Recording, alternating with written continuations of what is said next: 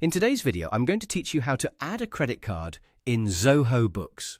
If you want to keep your business finances organized and make expense tracking easier, adding your credit card account inside Zoho Books is a very useful step. It allows you to manage transactions more efficiently and helps keep all your financial information in one place. In this walkthrough, I'll guide you through the process clearly so you can follow along without confusion. To get started, open your Zoho Books account and sign in. Once you're inside the dashboard, take a moment to make sure you're in the correct organization if you manage more than one. This is important because the credit card will be added to the account you currently have open. After that, look for the banking section in the main menu and click on it.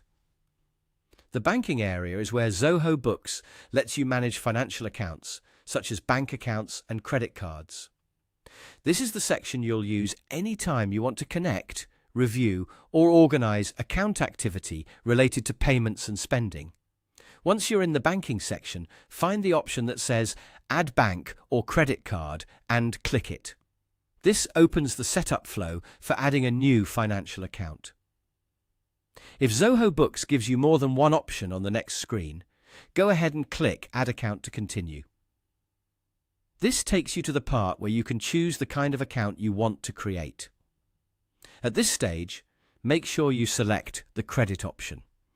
This tells Zoho Books that you are adding a credit card account rather than a standard bank account. After selecting that, enter the necessary details requested on the form. These details usually help Zoho Books identify the account correctly, so it's a good idea to review everything carefully before moving on. Try to enter the information exactly as intended so your records stay accurate and easy to manage later. When you've filled in all the required information, click Save. Once saved, your credit card account will be added to Zoho Books and should appear in your banking section.